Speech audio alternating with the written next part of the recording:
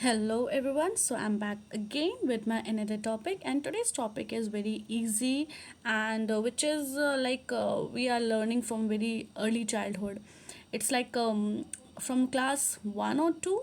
Okay, the word photosynthesis. पहले बोलने में बहुत ज़्यादा डिफ़िकल्टी भी हुई है इस वर्ड को, but yes it's a very interesting as well as a very important topic. तो आज हम डिस्कस करेंगे basic things about photosynthesis. Photosynthesis क्या है और फोटोसिंथेसिस का प्रोसेस क्या है, फोटोसिंथेसिस होने के लिए किन किन चीज़ों की रिक्वायरमेंट्स हैं.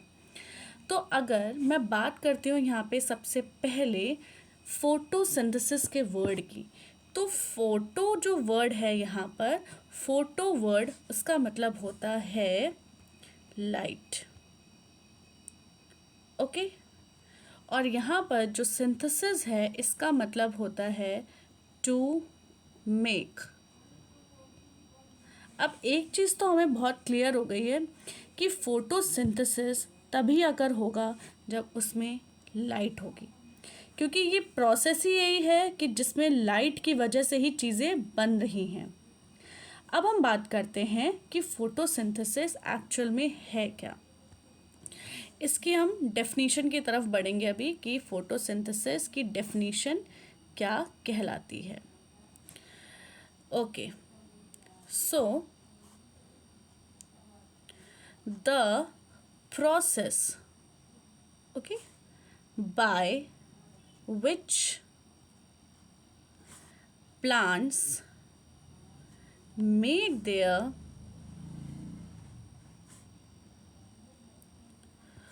own food is known as photosynthesis. ऐसा प्रोसेस जिसमें जो प्लांट हैं वो अपना खाना खुद से बनाते हैं उसे हम कहते हैं फोटोसिंथेसिस. यानी कि ऐसी प्रतिक्रिया जिसमें एक लिविंग थिंग अपना खाना खुद बना रही है. भाई अगर हम बात कर रहे हैं लिविंग थिंग्स में क्या क्या आते हैं, ह्यूमन बींग्स आते हैं, एनिमल्स आते हैं, प्लांट्स आते हैं. तो भाई हम तो अपना खाना खुद बना रहे हैं क्योंकि भगवान ने हमें हाथ पैर दे के रखे हुए हैं. हमें कुछ चाहिए तो हम मार्केट जाके उसको लेकर भी आ रहे हैं.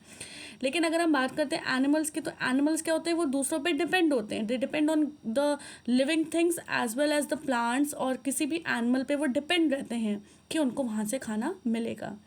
लेकिन अगर हम प्लांट्स की बात करते हैं तो जो प्लांट्स हैं वो अपना खाना खुद बनाता है. डजेंट मैटर कि उनके हाथ पैर हैं या नहीं है, लेकिन उनको इस तरीके से बनाया गया है कि वो अपना खाना खुद बना सकते हैं. अब हम बात करते हैं कि ये जो खाना है ये बनता कहाँ पर है. हमने ये तो पता कर लिया कि the process by which the plants make their own food is known as the photosynthesis. अब ये जो खाना है ये हमारा खाना बनता है लीव्स में. अगर हम लीव्स की बात करते हैं तो लीव्स में छोटे छोटे छोटे छोटे डॉट्स होते हैं, सॉरी नॉट डॉट्स, होल्स होते हैं, पोर्स होते हैं, और इन पोर्स को बोला जाता है stomata. These pores are known as stomata. ठीक है, इनको बोला जाता है स्टोमेटा. अब ये हमने क्यों बोला कि भाई स्टोमेटा से ही ये हो रहा है, क्योंकि जब ये पोर्स खुले हुए हैं इसका मतलब कि ये क्या ले पा रहे हैं, CO2, और इन्हीं से ये क्या दे पा रहे हैं, O2. अब CO2 क्या है, कार्बन डाइऑक्साइड, और O2 क्या है, हमारी ऑक्सीजन. भाई हम कहते हैं जितने ज़्यादा प्लांट्स ग्रो करेंगे हमें उतनी ज़्यादा ऑक्सीजन मिलेगी. तो ये जो पोर्स हैं ये पोर्स क्या कर रहे हैं, ये जो स्टोमाटा है ये स्टोमाटा कार्बन डाइऑक्साइड को ले रहा है जो कि फोटोसिंथेसिस में ज़रूरत है. तो सबसे पहली चीज़ तो हमें पता चल गई कि भाई जो प्लांट है वो खाना कहाँ बनाता है, अपना लीव्स में बनाता है. किसकी मदद से बना रहा है यहाँ पर, जो छोटे छोटे डॉट्स, सॉरी जो छोटे छोटे पोर्स हैं जो स्टोमाटा है उसकी मदद से. अब हमने ये तो बात कर ली कि ये एक चीज़ लेता है जो कि है कार्बन डाइऑक्साइड, और देता क्या है हमारा CO2. अब ये एक और चीज़ में मदद कर रहा है हमारी, और वो चीज़ है लाइट. लाइट कहाँ से मिल रही है हमें, सन से मिल रही है. अब ये जो लाइट है ये कोई भी प्लांट एब्जॉर्ब कैसे कर पा रहा है, ये एब्जॉर्ब कर पा रहा है क्लोरो, सॉरी ये एब्जॉर्ब कर पा रहा है क्लोरोफिल से। ओके, ये इसीलिए लाइट को एब्जॉर्ब कर पा रहा है क्योंकि उसके अंदर क्लोरोफिल है। आपने सुना होगा, हम हमेशा कहते हैं कि प्लांट जो होता है वो तभी खाना बना पाता है जब वो ग्रीन कलर का होता है। अब वो ग्रीन कलर का क्यों है? क्योंकि उसके अंदर क्लोरोफिल है। और यही क्लोरोफिल क्या काम करती है? ये क्लोरोफिल काम करती है सनलाइट को एब्जॉर्ब करने में। जब तक ये क्लोरोफिल नहीं होगा, सनलाइट को कोई भी चीज़ एब्जॉर्ब नहीं कर पाएगी। और ये जो क्लोरोफिल है सनलाइट को एब्जॉर्ब करने में बहुत ही ज़्यादा मेन इम्पॉर्टेंट काम करता है। तो सबसे पहली बात कि इस स्टोमाटा से क्या हो रहा है कि कार्बन डाइऑक्साइड अंदर जा रही है जो कि फोटोसिंथेसिस के लिए ज़रूरी है। फिर लाइट जा रही है जो कि फोटोसिंथेसिस के लिए ज़रूरी है। ठीक है, अब हम बात करते हैं कि ये जो लाइट है, अब ये लाइट को क्या कर रहा है? अब ये जो लाइट एनर्जी मिली है, अब ये लाइट एनर्जी को किस में कन्वर्ट कर देगा? केमिकल एनर्जी में।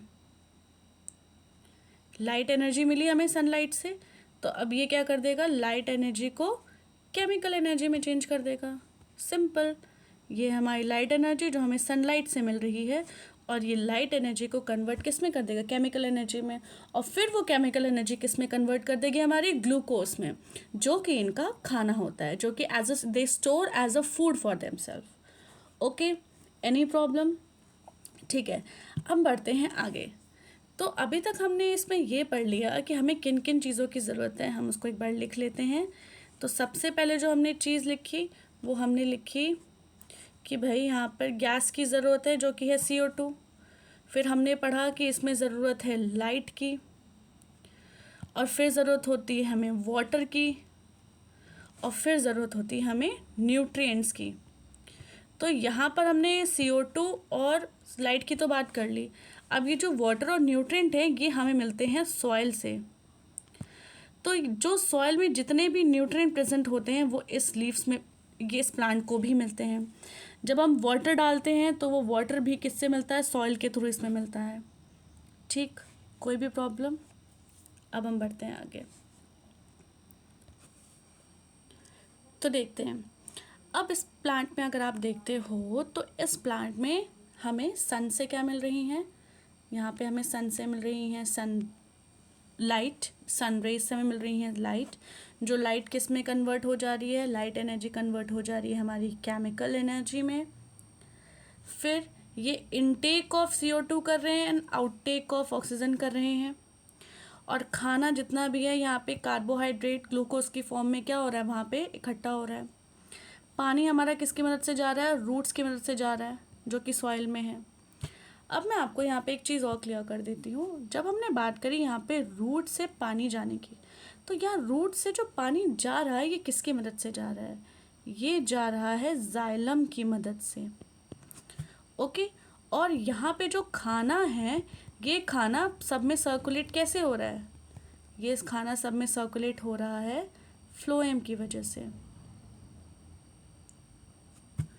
अब जो जाइलम है, ठीक है, वो यूनी डायरेक्शनल है, यानी वो एक ही डायरेक्शन में जाता है।